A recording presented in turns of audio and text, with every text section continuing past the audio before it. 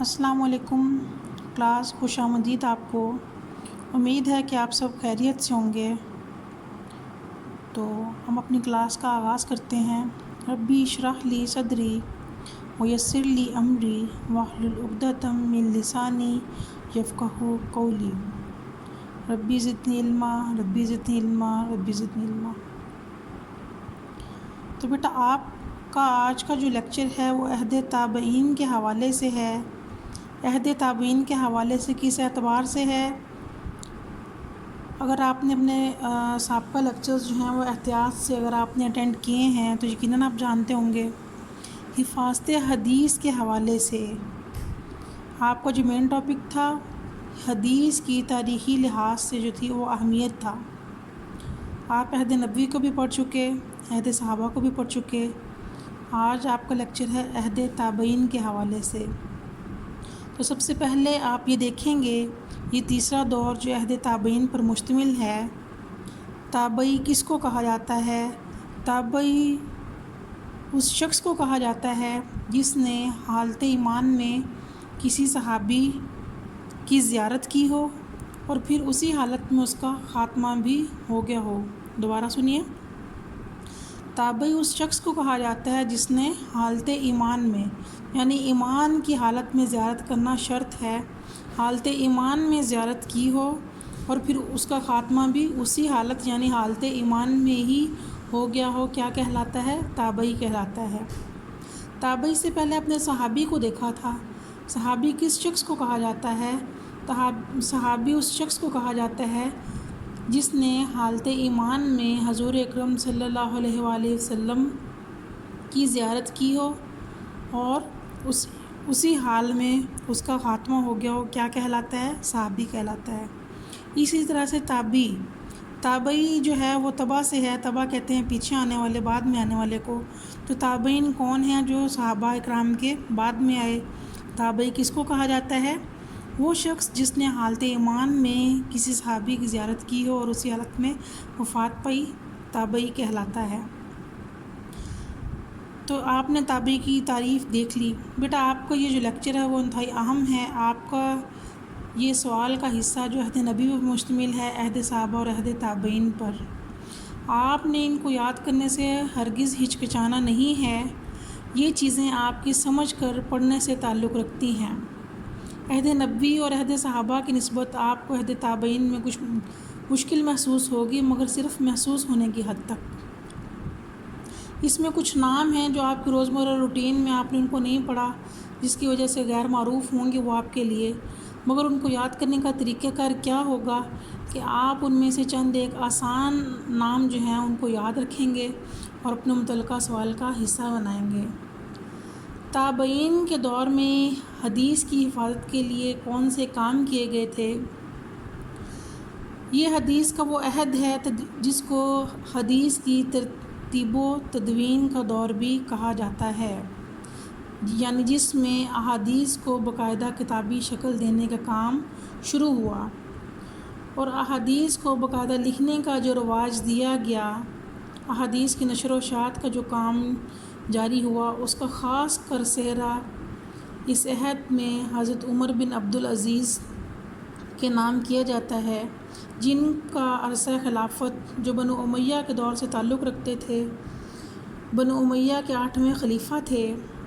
خلیفہ سلیمان بن عبد الملک کے بعد مسند خلافت پر یہ جو تھے وہ تخت نشین ہوئے۔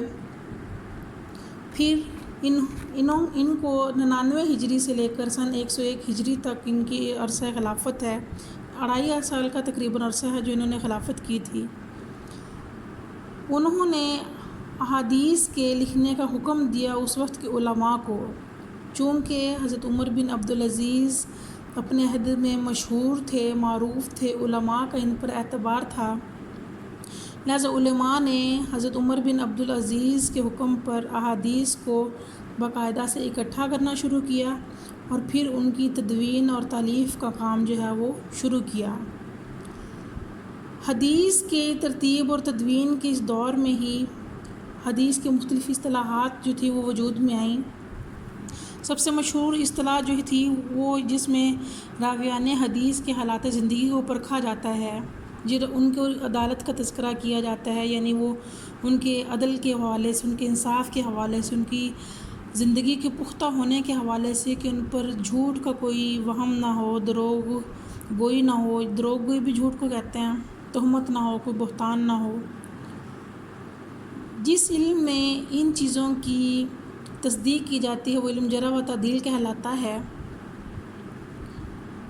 اور اسی طرح سے علم اسماء الرجال کو آپ دیکھیں گے، یعنی وہ لوگ جو حدیث کو روایت کرتے ہیں ان کا طرز زندگی کیسا تھا، ان کا حالات زندگی کیسے تھے، ان کا رہن سہن کیسا تھا، ان کا نام و نسب کیا تھا، انہوں نے کن اساتذہ سے علم میں حاصل کیا، علم حدیث کو حاصل کیا، کن اساتذہ سے احادیث کو سنا، اور پھر ان کے آگے شاگرد کون سے تھے جنہوں نے ان سے سیکھا، اور پھر عملی زندگی میں ان لوگوں کے درجات کیا تھے، ان کے مرتبہ کیا تھا، ان کا مقام کیا تھا، ان سب چیزوں کے بارے میں جو پتہ چلایا جاتا ہے وہ علم اسماء الرجال کہلاتا ہے۔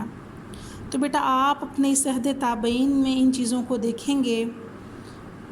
یہ حدیث کا وہ دور ہے جس میں حدیث کی نئے زاویوں سے جانچ پرکھ بھی جو تھی وہ کی گئی تھی۔ حدیث کا یہ دور احادیث کی جیسا کہ میں نے آپ کو پہلے بھی کہا کہ حدیث کی نشر و اشاعت کے حوالے سے تیزی سے اس دور میں کام ہونا شروع ہوا تھا۔ اب آپ یہ دیکھیں گے کہ آپ کو پوائنٹ ہے اخذ حدیث کے حوالے سے، اخذ حدیث میں سرگرمی کیا تھی۔ عہد تابعین میں اخذ حدیث کے لیے بہت سی سرگرمی کا مظاہرہ کیا گیا۔ ایک تابعی نے کئی صحابہ سے احادیث حاصل کر لیں، یعنی ایک تابعی نے کسی ایک صحابی سے ہی علم حدیث کو حاصل کرنے پر اکتفا نہیں کیا، بلکہ اگر ایک ہی موضوع کے متعلق کوئی ایک حدیث کسی صحابی سے سنتے تو پھر اس کی تصدیق اور پرکھ کے لیے دوسرے صحابہ کے پاس بھی جایا کرتے تھے۔ پھر جو احادیث تابعین حاصل کیا کرتے تھے ان کو دوسرے لوگوں تک پہنچانے کے لیے باقاعدہ سے محافل اور مجالس کا اہتمام جو تھا وہ کیا جاتا تھا۔ حلقہ درس کو جو تھا وہ قائم کیا گیا، جیسا کہ آپ نے پہلے دیکھا صحابہ کرام کا بھی یہی طرز عمل تھا۔ مکہ میں انہوں نے حلقہ درس جو تھے وہ قائم کیے، مدینہ میں، کوفہ میں، شام میں، بصرہ میں، دمشق کی غرض یہ کہ جیسے جیسے اسلامی سلطنت کی حدود میں جو وسعت پکڑتی گئی اسی طرح سے اسلامی حلقہ تدریس جو تھے وہ بھی وسعت پکڑتے چلے گئے۔ تابعین نے بھی صحابہ کرام کے طرز عمل کو اختیار کیا اور اس دور میں حفظ حدیث کا خاص اہتمام کیا۔ حفظ حدیث جیسا کہ اس کے نام سے ہی ظاہر ہے احادیث کو زبانی یاد کرنا۔ تابعین صحابہ کرام سے ملتے تو ان سے احادیث کا علم حاصل کرتے اور پھر ان کو خود سے دہراتے جاتے، راستے میں آتے جاتے، اٹھتے بیٹھتے، جب خود اچھے طریقے سے ذہن نشین کر لیتے تو پھر جب آپس میں اپنے ساتھیوں کے ساتھ ان کا مل بیٹھنا ہوتا تو پھر ان میں آپس میں گفت و شنید کی بجائے، دنیاوی معاملات پر بات کرنے کی بجائے وہ کیا کیا کرتے تھے، حدیث کے علم کو پھیلایا کرتے تھے۔ آپ جانتے ہیں کہ روٹین میں بھی یہ بات بہت حد تک عمل دخل رکھتی ہے کہ اگر جو چیز آپ خود سے یاد کرتے ہیں، اپنی یاد کی ہوئی چیز جب آپ کسی دوسرے کو سناتے ہیں تو آپ کو اور اچھے سے ذہن نشین ہو جاتی ہے۔ عربوں کا بھی یہی طریقہ کار تھا، وہ جب کسی چیز کو یاد کیا کرتے تھے تو اس پر خود ہی گرفت نہیں رکھتے تھے کہ یہ میرے پاس علم ہے تو میں کسی دوسرے کو کیوں دوں، بلکہ وہ جب آپس میں محفلوں میں مل جل کر بیٹھا کرتے تھے تو وہ جو علم حاصل کیا ہوتا تھا اسی کا تبادلہ کیا کرتے تھے۔ عہد نبوی میں بھی آپ نے دیکھا کہ صحابہ کرام کو یہی طرز عمل تھا، صحابہ کے خلاف دور میں بھی یہی طرز عمل تھا، تابعین نے بھی اسی طرز عمل کو اختیار کیا۔ مگر جو سب سے زیادہ علم، جیسا کہ میں نے پہلے آپ سے کہا، احتیاط جو برتی گئی اس علم کو حاصل کرنے میں وہ کیا تھا، جب کوئی حدیث کو سنتے تو بلا چوک چرا اس پر عمل نہیں کر لیا کرتے تھے، پھر اس کی باقاعدہ سے تصدیق کیا کرتے تھے، احتیاط سے کہ کہیں ایسا نہ ہو کہ کوئی نعوذ باللہ کوئی ایسے الفاظ جو حضور اکرم صلی اللہ علیہ وسلم نے تو ارشاد نہیں فرمائے مگر کسی صحابی سے سن کر، کسی دوسرے شخص سے سن کر جس کی ثقاہت کا بھی پتہ نہیں ہے تو اس کو اللہ کے نبی کے ساتھ منسوب کر دیا جائے۔ حدیث کو قبول کرنے میں احتیاط کیا کرتے تھے۔ آپ آپ تابعین کی احتیاط کو دیکھیں گے کہ تابعین قبول حدیث میں بہت محتاط تھے۔ امام شافعی نے ایک شخص سے حدیث لینے سے کس وجہ سے انکار کیا؟ کیونکہ اس کے گھر سے موسیقی کی آواز آتی تھی۔ یعنی تابعین کا حدیث کو قبول کرنے میں یہ اس قدر محتاط رویہ تھا کہ میرے نہیں خیال میں کہ آج کے دور میں اگر ہم سوچیں کہ کسی سے حدیث سنیے تو ہم اس کی جانچ پرکھ خود سے تو نہیں کریں گے، مگر ہم اس کی زندگی کے بارے میں بھی اس حد تک نہیں جائیں گے۔ تو یہ تھا ان کے رہن سہن سے متعلق تابعین کا جانچ پڑتال کرنا کہ اس کے طرز زندگی کیسا تھا، اس کا لوگوں میں رہن سہن کیسا ہے، وہ کہیں حرام چیزوں کو اپنے لیے جائز تو نہیں سمجھتا، جیسا کہ موسیقی کی مثال آپ نے دیکھی امام شافعی نے جس وجہ سے حدیث کو لینے سے انکار کیا۔ علم جرح و تعدیل، جیسا کہ میں نے آپ کو بتایا کہ راویہ نے حدیث کی عدالت یعنی ان کے عدل و انصاف کے حوالے سے کہ اس کا لوگوں میں رویہ کیسا ہے، وہ عدل و انصاف کا پابند ہے یا ظلم و زیادتی سے کام لیتا ہے، ثقافت کے حوالے سے، اور پھر اس کا مرتبہ کیا تھا اس حوالے سے جس پر بحث کی جاتی ہے اس کو علم جرح و تعدیل کہا جاتا ہے۔ تو اس فن کی اصطلاح بھی کب وجود میں آئی؟ عہد تابعین میں آئی۔ اس سے بھی جب لوگوں میں بہت سا فساد برپا ہونا شروع ہوا تو پھر اسی کے بعد جو تھی علم جرح و تعدیل کے بعد علم اسماء الرجال کی اصطلاح جو تھی وہ وجود میں آئی، کیونکہ جب کسی سے حدیث سنی جاتی تھی پتہ نہیں چلتا تھا کہ آیا یہ شخص سچ بول رہا ہے یا اس کے الفاظ میں کوئی کمی بیشی ہے، تو کیسے اس کی بات کا یقین کیا جائے۔ تو صحابہ کرام اور تابعین جو تھے وہ دور دراز علاقوں کا سفر کیا کرتے تھے اس شخص کی ذاتی زندگی کے حوالے سے معلومات اکٹھا کرنے کے لیے۔ ذاتی زندگی کے حوالے سے کون سی معلومات اکٹھی کی جاتی تھیں؟ اس راوی حدیث کے یعنی جس نے اس حدیث کو بیان کیا ہے اس کا رہن سہن کیسا ہے، کیا اسلام کے طرز عمل کے مطابق ہے، جو اسلام نے حکم دیا اس کے مطابق ہے، پھر اس کا نام و نسب کیا ہے، اس کا پیچھے سے تعلق کیسا ہے، اس کی نسل کیسی ہے، اس کا خاندان کیسا ہے، اس کے اساتذہ کیسے ہیں جس سے اس نے علم حاصل کیا، پھر اس کے تلامذہ کیسے ہیں یعنی کہ اس کے شاگرد کیسے ہیں، اس کا معاشرے میں اس کی سوسائٹی میں درجہ کیا ہے، مقام کیا ہے، لوگ اس کو کس حیثیت سے جانچتے ہیں، یہ سارے کا سارا علم جو تھا وہ علم اسماء و رجال جو ہے وہ کہلاتا ہے۔ اس حوالے سے تابعی کا قول ہے، امام ابن سیرین فرماتے ہیں کہ ہم پہلے اسناد کے متعلق نہیں پوچھا کرتے تھے، مگر جب فتنہ برپا ہوا تو ہم کہتے اپنے رجال کا نام بتاؤ۔ چنانچہ دیکھتے کہ اگر اہل سنت سے ہے تو ہم اس حدیث کو لے لیا کرتے، اور اگر وہ اہل بدعت میں سے ہوتا تو ہم اس حدیث کو لینے سے انکار کر دیتے۔ اس دور میں جو تھے بہت سے ماہرین جو تھے وہ علم جرح و تعدیل کے پیدا ہوئے، مگر اس دور میں جو ماہر مانا جاتا ہے اور سب سے پہلا شخص مانا جاتا ہے وہ امام ابن سیرین کو مانا جاتا ہے، جنہوں نے اس نقد و رجال کا جو تھا وہ علم شروع کیا۔ تدوین حدیث یا کتابت حدیث کے حوالے سے تابعین کے دور میں انفرادی اور اجتماعی طور پر تدوین حدیث کا کام جوش و خروش سے شروع ہوا، یعنی تابعین کرام نے اپنی ذاتی جگہ پر بھی اس کام کو کرنا شروع کیا اور لوگوں کے ساتھ گروہ در گروہ مل کر بھی اس کو کرنا شروع کیا۔ پھر سے آپ دیکھیں گے جیسا کہ میں نے آپ کو بتایا حضرت عمر بن عبدالعزیز نے اپنے عہد خلافت میں جو کہ 99 ہجری سے لے کر 101 ہجری تک ہے، تقریباً 2.5 سال کا عرصہ خلافت ہے، انہوں نے اپنی ساری اسلامی سلطنت میں حکم جاری کیا کہ نبی صلی اللہ علیہ وسلم کی احادیث جمع کر لی جائیں تاکہ ضائع نہ ہوں۔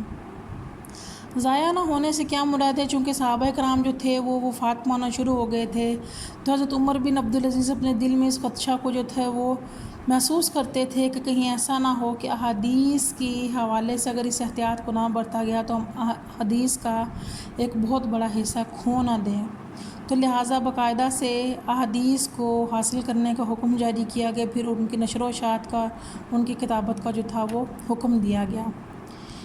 حضرت عمر بن عبدالعزیز کے اس فرمان پر عمل بھی ہوا۔ اس کی وجہ کیا تھی؟ کیونکہ اس وقت کے علماء کو آپ رحمۃ اللہ علیہ پر پورا اعتماد تھا، پورا یقین تھا۔ اس یقین کی وجہ کیا تھی؟ چونکہ حضرت عمر بن عبدالعزیز خود بہت بڑے عالم حدیث تھے۔ عالم حدیث تھے ان کو، اور یہ اپنی نیک سیرت کی وجہ سے اتنے مشہور تھے کہ ان کو خلیفہ صالح بھی کہا جاتا ہے، اور کہا جاتا ہے کہ خلفۂ راشدین کے بعد اگر پانچواں کو خلیفہ مانا جاتا ہے تو وہ کون سا خلیفہ ہے؟ حضرت عمر بن عبدالعزیز، اور تاریخی بہت سی کتابوں میں ان کو پانچویں خلیفہ راشد کے نام سے بھی یاد کیا جاتا ہے۔ حضرت عمر بن عبدالعزیز سے انہوں نے خود علم حدیث کن سے سیکھا تھا؟ حضرت انس رضی اللہ تعالیٰ عنہ سے سیکھا تھا۔ حضرت انس رضی اللہ تعالیٰ عنہ جو تھا وہ حضرت عمر بن عبدالعزیز کے بارے میں کیا بیان کرتے ہیں؟ حضرت انس رضی اللہ تعالیٰ خود فرماتے ہیں کہ میں نے نبی اکرم صلی اللہ علیہ وآلہ وسلم کے مشابہ نماز پڑھنے میں اس لڑکے یعنی حضرت عمر بن عبدالعزیز سے بہتر کسی کو نہیں دیکھا۔ حضرت عمر بن عبدالعزیز پہلے مدینہ منورہ کے گورنر رہے، اسی لیے اس دور میں ان کے تعلقات جو تھے وہ علماء سے مضبوط ہوئے، اور باقاعدہ سے تدوین کے ذریعے حفاظت حدیث کا کام جو تھا وہ شروع ہوا۔ امام زہری کے شاگرد امام مالک نے دوسری صدی کے آغاز میں باقاعدہ موطا امام مالک کو کتابی شکل دے کر تدوین حدیث کا حق ادا کر دیا۔ آپ یہ دیکھیں گے موطا امام مالک جو امام مالک کی ہے کتاب وہ بھی اسی دور سے تعلق رکھتی ہے۔ اب بیٹا آپ یہ دیکھیں گے دور تابعین کی تحریری مجموعے کون سے ہیں، آپ نے ان کے ناموں سے نہیں گھبرانا، آپ نے اس میں موجود تفصیل سے بھی قطعاً نہیں گھبرانا۔ اس کو کرنے کا طریقہ کار کیا ہوگا کہ آپ کم از کم 5 سے 6 تابعین کے نام یاد کریں جو آسان ہیں، معروف ہیں، آپ پہلے بھی جو آپ کی نظر سے گزر چکے ہیں۔ مثال کے طور پہ آپ نے اپنے پچھلے لیکچر میں دیکھا تھا صحیفہ حمام بن منبہ جو تھا وہ کون سا صحیفہ ہے جو حضرت ابو ہریرہ کے شاگرد نے جو تھا وہ لکھا تھا۔ صحیفہ حمام بن منبہ حضرت ابو ہریرہ کے شاگرد تھے، ان سے انہوں نے احادیث لکھی، یعنی حمام بن منبہ نے حضرت ابو ہریرہ سے احادیث لکھی۔ ان احادیث کے ایک مجموعے کو صحیفہ حمام بن منبہ جو ہے وہ کہا جاتا ہے۔ اس میں 150 احادیث جو ہیں وہ روایت کی گئی ہیں۔ صحیفہ زہری ہیں، صحیفہ حسن بصری ہیں، موطا امام مالک ہے جو امام مالک کی تصنیف ہے، جو امام مالک بن انس کی تالیف ہے، اور اس میں کتنی احادیث ہیں؟ 1720۔ ٹھیک ہے، اس کتاب کا شمار جو ہے وہ صحاح میں ہوتا ہے، یعنی وہ حدیث کی صحیح ترین کتاب جس میں مرفوع احادیث زیادہ سے زیادہ ہیں۔ مرفوع حدیث کس حدیث کو کہا جاتا ہے؟ یعنی وہ حدیث جس کا سلسلہ سند جو ہے وہ رسول اکرم صلی اللہ علیہ وسلم سے ملتا ہے، اس حدیث کو مرفوع حدیث کہا جاتا ہے۔ پھر اس کے بعد کتاب الاثار، آپ اس کو بھی پہلے سے جانتے ہیں۔ کتاب الاثار کس کی یہ کتاب ہے؟ یہ امام ابو حنیفہ کی تالیف ہے، جس میں انہوں نے 40,000 احادیث سے جو ہے وہ انتخاب کیا ہے۔ تالیف سے کیا مطلب ہے؟ یعنی احادیث تو کسی دوسرے نے لکھی مگر امام ابو حنیفہ نے اس کو منتخب کر کے اپنی کتابی شکل دی، اور اس کتابی شکل کو لکھا کس نے، کتابت کس نے کی؟ وہ امام ابو حنیفہ کی شاگرد امام محمد بن حسن شیبانی نے اس کو لکھا ہے۔ ٹھیک ہے، اب یہ بھی آپ کو آبجیکٹیو آ سکتا ہے کتاب الاثار کس کی تصنیف ہے؟ تو امام ابو حنیفہ کی ہے۔ اسی طرح سے آگے صحائف امام عامر شابی ہیں، آپ ان کو چھوڑ دیں۔ پھر اس کے بعد آپ آتے ہیں کتب مغازی۔ مغازی کیا ہے؟ مغازی جنگوں کو کہا جاتا ہے، ان غزوات کو کہا جاتا ہے جو عہد نبوی میں ہوئیں۔ اس دور میں 2 تابعین حضرت عروہ بن زبیر اور ربان بن عثمان نے مغازی پر کتابیں لکھیں۔ اس طرح مغازی یعنی نبی اکرم صلی اللہ علیہ وسلم کے زمانوں کی جنگیں یا غزوات جو تھیں محفوظ ہو گئیں۔ اب یہ دیکھیں غزوات کے بارے میں باقاعدہ علم کے عہد نبوی میں غزوات کس طرح سے ہوئے، مسلمانوں کو کن صورتحال سے دوچار ہونا پڑا، اس پر کس زمانے میں جو تھی کتب تصنیف ہوئیں وہ عہد تابعین میں ہوئیں۔ تابعین میں چند ایک مشہور تابعین ہیں جنہوں نے حدیث کی حفاظت کے لیے خاص کر بہت زیادہ کام کیا، ان میں سے چند ایک ہیں۔ ابھی دیکھیں آپ کے سامنے فہرست ہے ایک چند تابعین کی، تو یہ سب یاد کرنا تو آپ کے لیے مشکل ہوگا، مگر آپ ان میں سے چند ایک نام جو ہے وہ یاد کر لیں، جیسے مسروق کوفی جو کوفہ سے تعلق رکھتے تھے، سعید بن مسیب ہیں، مجاہد ہیں، حمام بن منبہ ہیں، محمد بن شباب ظاہری ہیں، محمد بن سیری ہیں، نافع مولا عبداللہ بن عمر ہیں۔ یعنی وہ نام جو چند ایک آپ آسانی سے یاد رکھ سکتے ہیں، آپ ان کو یاد کرنے کی یقینی کوشش کریں گے، اور یہ انشاءاللہ ہو بھی سکتے ہیں، مشکل نہیں ہے۔